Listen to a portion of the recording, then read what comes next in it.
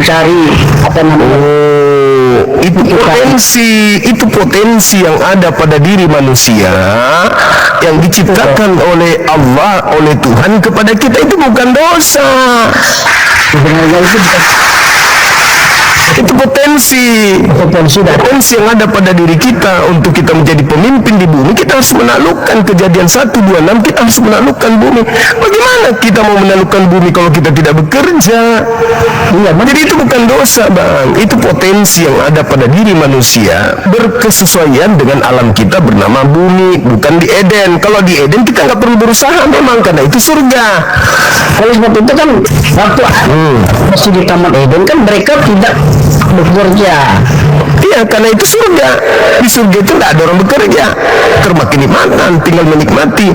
Tapi kalau di bumi, alamnya beda.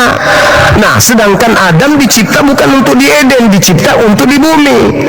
Baiklah kami menciptakan manusia serupa dan segambar dengan kami, untuk berkuasa di bumi, baik terhadap ikan di laut, burung di udara, dan binatang di daratan. Nah, itu berarti memang kita harus berusaha. Kalau kita tidak berusaha di bumi, maka kita hidup seperti kera, monyet.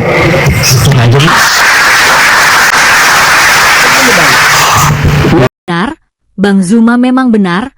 Kristen mengatakan lelaki akan bekerja bersusah payah untuk mencari nafkah. Bang Zuma mengatakan bahwa itu potensi yang ada pada diri manusia yang diciptakan oleh Tuhan, itu bukan dosa.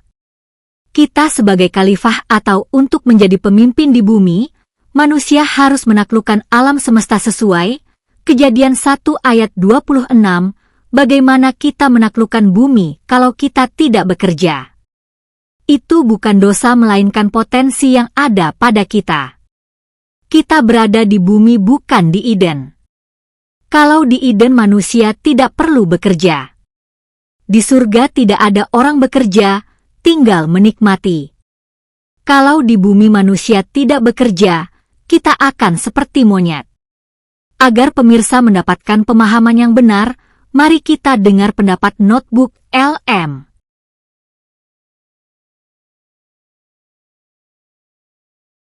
Bunyi alarm pagi. Anda buru-buru siap-siap, macet-macetan di jalan dan nguras energi seharian cuma buat satu hal, kerja cari nafkah. Kita semua ngalamin ini kan? Bener-bener bikin capek. Nah, selamat datang di pembahasan kita kali ini. Kita bakal bedah bareng-bareng sebuah perdebatan teologis yang, jujur aja, luar biasa menarik tentang esensi dari pekerjaan itu sendiri. Ingat ya, di sini kita nggak lagi nyari siapa yang menang atau kalah. Kita cuma mau lihat gimana dua sudut pandang yang beda banget menafsirkan teks kuno yang sama buat ngejawab pertanyaan paling mendasar soal kenapa kita ada di bumi. Jadi pertanyaannya begini.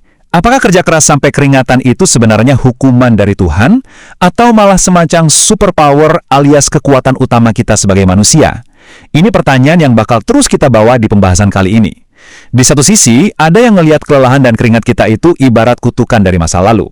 Tapi di sisi lain, ada pandangan yang berani nantang gagasan itu dan bilang, tunggu dulu, kerja itu justru alasan utama kita diciptakan loh. Beda banget kan? Dan coba deh bayangin, pandangan mana yang Anda pilih ini bisa benar-benar ngubah cara Anda ngelihat hari Senin pagi selamanya. Oke, mari kita langsung masuk ke bagian pertama, beban universal dalam bekerja. Nah, sumber materi yang lagi kita bahas ini berpusat pada perdebatan seru antara pandangan Kristen tradisional dengan pandangan dari seorang tokoh bernama Bang Zuma. Pandangan tradisional ini melihat manusia, khususnya pria yang banting tulang cari nafkah, itu lagi nanggung konsekuensi dari dosa asal Adam.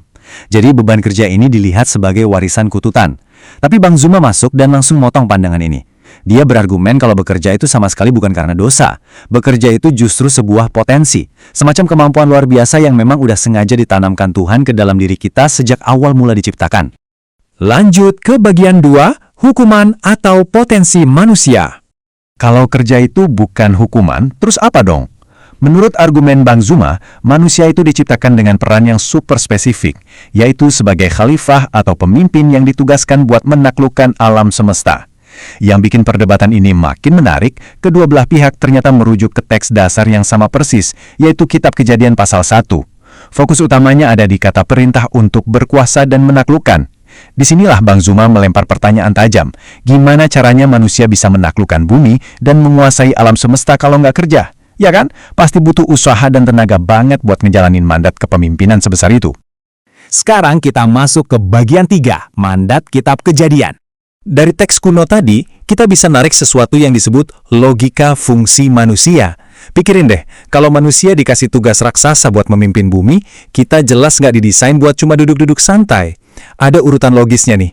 Pertama, manusia diciptakan sebagai makhluk yang aktif dan bisa mikir. Kedua, kemampuan mikir dan aktif ini dipakai buat mengelola alam. Dan ketiga, dari pengelolaan alam itulah kita membangun kehidupan dan peradaban.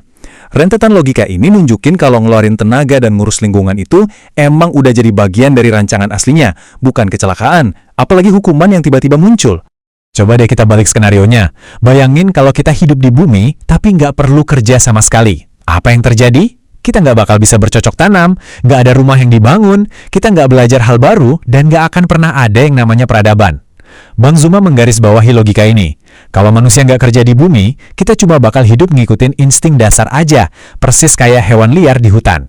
Jadi, bekerjalah yang sebenarnya membedakan kita dan muter roda peradaban umat manusia sampai sekarang. Nah, yang benar-benar menarik dari bagian selanjutnya ini adalah bagian 4, Eden lawan bumi fisik. Dalam perdebatan ini, Bang Zuma narik satu garis batas yang sangat tegas. Hey, kita ini sekarang ada di bumi fisik, bukan di Taman Eden. Kenyataannya, di banyak tafsir teologi sekalipun, sebelum Adam jatuh ke dalam dosa, manusia di Eden itu tetap dikasih tugas loh buat mengusahakan dan merawat taman itu. Jadi, aktivitas atau kerja itu sebenarnya udah ada sejak di surga. Bedanya, di sana semuanya enteng, ringan, dan menyenangkan. Tapi karena bumi yang kita injak sekarang ini adalah dunia fisik yang keras, kerja di sini otomatis jadi penuh penderitaan. Ada keringat, ada hambatan, ada duri yang bikin susah. Keduanya sama-sama soal kerja, tapi beban penderitaannya beda jauh. Terus, gimana kita nyambungin dua hal ini? Simpelnya gini, kerja keras itu sendiri adalah fitrah atau potensi mulia kita sebagai manusia. Terus rasa capek luar biasa dan penderitaan pas nyari duit itu apa dong? Nah, itu cuma konsekuensi logis karena kita hidup di dunia material yang keras ini. Kalau kita pisahin dua konsep ini, kita bakal sadar kalau rasa capek pas kerja itu nggak otomatis jadi bukti kalau kita lagi dihukum atau kena kutukan. Itu murni realitas bertahan hidup di dimensi fisik yang emang penuh tantangan. Dan ini bawa kita ke puncak pembahasannya di bagian 5, pertanyaan tentang fokus teks. Perdebatan ini nemuin titik puncaknya waktu kita nyorot sebuah keanehan kontekstual dalam kitab sucinya. 11 ayat. Di kitab Kejadian pasal 4, ada 11 ayat berturut-turut di mana Tuhan ngobrol panjang lebar sama Kain. Dan Anda tahu apa topik utama dari 11 ayat ini? Pembunuhan Habel, sebuah perselisihan dan konflik di tingkat keluarga. Coba perhatiin betapa mengejutkannya kontras ini. Teks tersebut mendedikasikan 11 ayat penuh, firman langsung dari Tuhan, cuma buat ngebahas satu kasus kriminalitas keluarga.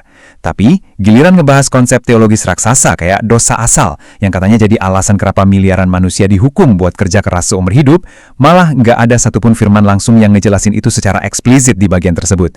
Dari sudut pandang analitis, kok bisa ya teks kuno ini jauh lebih mementingkan detail konflik satu keluarga ketimbang ngejelasin doktrin hukuman universal buat umat manusia? Ini benar-benar sebuah pengamatan tekstual yang luar biasa provokatif. Dan akhirnya, itu ninggalin satu pertanyaan besar buat Anda bawa pulang. Kalau kita berhenti ngelihat rasa lelah, lembur, dan tumpukan kerjaan kita sebagai hukuman ilahi yang gak bisa dihindari, dan mulai ngelihatnya sebagai ekspresi dari desain awal kita, sebagai potensi, tanggung jawab, dan cara kita ngebangun dunia, gimana hal itu bakal ngerubah cara Anda ngehadapi perjuangan besok pagi? Rasa capeknya mungkin gak bakal hilang, tapi bisa jadi, makna dari capek itu yang bakal berubah sepenuhnya. Oke, sekian dulu pembahasan kita kali ini. Jangan ragu buat terus menggali sumber-sumber aslinya dan temukan jawaban Anda sendiri.